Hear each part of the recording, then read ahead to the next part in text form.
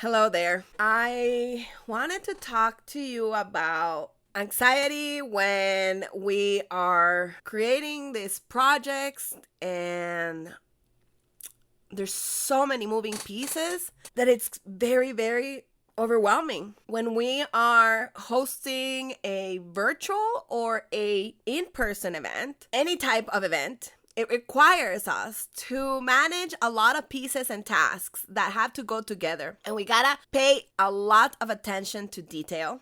I know that there's a lot of people like me that suffer from perfectionism. And this topic is a little uncomfortable, of course. All my business on the internet, right? It's a double-edged sword. So if we're hosting a virtual event and people are gonna be looking at us online, when we're hosting an in-person event, we market and promote online. It creates anxiety of the unknown. We don't know what's gonna happen. We don't know how people are going to respond. We don't know a lot of things, and that creates anxiety. So in my case, I've suffered from anxiety from a very young age. I bite my nails.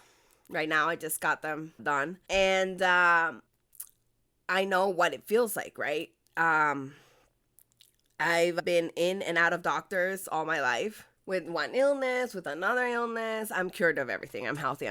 Now, but it took a long time to come here. I've suffered from anxiety in a lot of spaces, like the wrong work environment where I was making bad decisions and trusting the wrong people. And when I decided to go into events, I knew that there was going to be a lot of anxiety. So I've learned throughout the years a lot about myself. I've been obsessed with human design for a while. My coach, Raquel, she is the one that is so obsessed with it right now. And we're discovering it together. It's really fun. We're using it to get to know ourselves and help others get to know themselves a little better so that we know what to do and we have the tools.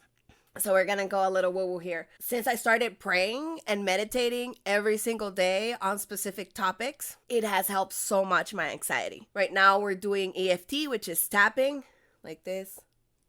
I've done acupuncture, and acupuncture is fantastic. So I was like, if this could simulate acupuncture, I'm going to do it. I'm going to try it. I've tried every natural, holistic way to feel better, do exercise, eat more salads. I hate salads. I used to hate salads. Now I like them. I order them. It's ridiculous. I say it's ridiculous because younger me hated salads. And younger me, like, not even 6 months ago, younger me. Yeah. I was like, my body's asking for them now. I've been losing weight, and that has given me confidence. Now, I know that this has nothing to do with events, but it does. When you start checking on your habits and when you start being aware of where the energy is going when we are in anxiety. And this helps us a lot in our events, because when we acknowledge what's going on and we take responsibility and we try to be better next time, sometimes emotions can take over us and it's overwhelming. So what do? I find answers. I'm the kind of person that needs to know why. That's why I have anxiety. I just realized that. And it makes all my life make sense. I'm like, oh my God, that makes so much sense. All my childhood, all the flashbacks. So when we know everything about what we had to do for an event, and if we have a checklist like the one I have that I can give to you for free, you could just go to anandrea.com and go to freebies and get the checklist, or anandrea.com/checklist on how to get started with your next virtual event. When you know what to do, when to do it, how to do it, when we answer the 5 questions, anxiety level goes down. When we know what's going on, what's the plan? And I know that that's not sexy, but that's what I am an expert at helping set up a system so that you feel peace of mind and not anxiety during an event. Planning an event is not just about planning plan A. We also need to have a plan B and a plan C, because technology can fail, speakers can be no-shows. If we're doing a summit live, which is the hardest, and attendees as well. We have to get them engaged, get them to come here, and that's create other anxiety. So I created this planner that you can get in Amazon with everything that you need to know. What we do is by having the foundation with this is on Amazon. You could just search irresistible virtual events and it's gonna come up, so that you're on track and you don't get overwhelmed. When you follow it, what happens is that there's not gonna be any chaos, extra chaos. You're going to be able to create an event without that overwhelm when we have the foundation. And yes, you're going to be calm when things happen, because things will happen. That's why I say we need plan B and C.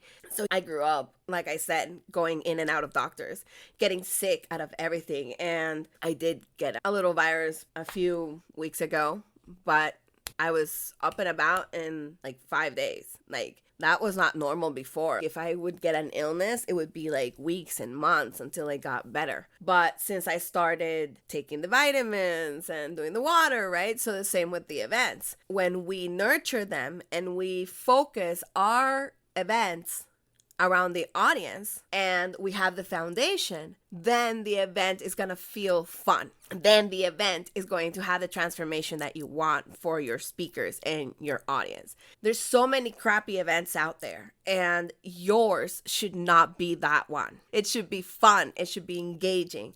And when we remove the overwhelm and the anxiety of what to do next and how to do it next, then we can focus in bringing people in and having the speakers. If it's a summit, I love producing summits because we can create a lot of really good trainings that will help people take action immediately. When we create events that have a happy audience, and we can have successful events. When we focus on ourselves, we're going to have anxiety and overwhelm. But if we do the foundation,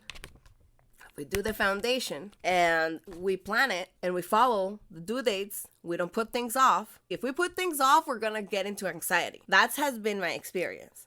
So when we're planning an event and the date is coming up, the pressure's coming on. And a lot of things have to be done in certain amount of period, so that the things that have to be created before the event happens is done correctly, because some things accumulate, right? So like, for example, when we're looking for speakers, putting them in the right order in the content is going to be key and essential for your audience to have a transformation. And how do we do this? We focus on the audience. Like I spoke with Cisa in the previous episode, we have to focus on loving our audience and that are around our audience, so that we create fun and engaging events. Plus, we're not stressed out when we're planning and we're using the tools that we have, because that's what we do to ease overwhelm in our bodies and our lives, right? For health, we eat more greens, we eat vitamins, we drink a lot of water,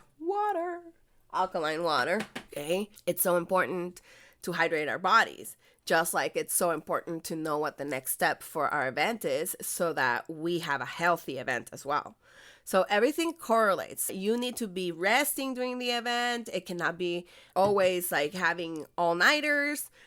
This is why we create a team and we delegate, and we can use contractors. We don't have to have employees. We can use contractors and have a whole team help you take care of things.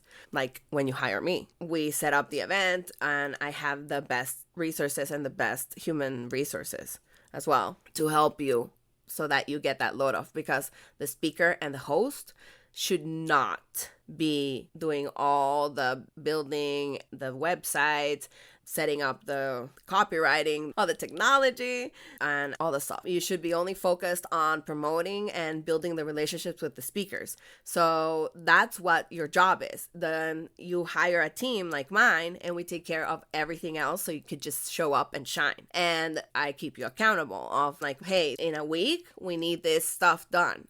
So you have 4 days to get it done. If you don't do it, like, we're going to get behind and the event is not going to be successful. So having a team by your side that knows about events and knows about technology is an advantage that not everybody has. So I would suggest that you invest in that. It's super important.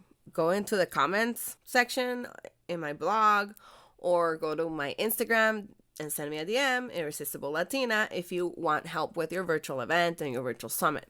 We can create an experience instead of being overwhelmed and running like a headless chicken all over, trying to herd cats. Because speakers are like herding cats.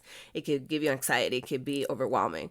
And those are the things that you shouldn't be managing. And your event producer and your team should help you set up like mini events before the event so that you can bond with the speakers and create activities, because when we bond with the speakers before the event and we create a relationship, they're going to be really excited about the event and coming to the event. That's another trick right there, so that you feel peace of mind and you can apply this immediately. All the steps I give you, I'm always going to be very blunt and honest with you. Sometimes my words and my vocabulary are going to be straightforward, and if you can't take it, I'm so not sorry. We have to talk with the truth. When we focus on the audience and we have a plan, then the anxiety, it's going to go down. Also, so when we have our mindset right too, and get your body right, drink water, vitamin C, zinc, magnesium, and we have a team supporting us, and we are creating an event based on the audience experience, then this anxiety is just going to leave when you have the right support next to you. It's so important, because a lot of people just claim that they are doing everything for you and they are scamming you real bad. So be careful. Be careful, because some people are, Anyways, this is how you can help your anxiety when you are launching virtual events and summits and in-person retreats and mega events. There's always the same process for any type of event, so that you can make it a fun experience and it's irresistible. I hope that this was of value to you. If it was, share it, rate it, let me know what other topics you want me to talk about. I have experience in events since 2007. I've won awards of recreating events from college.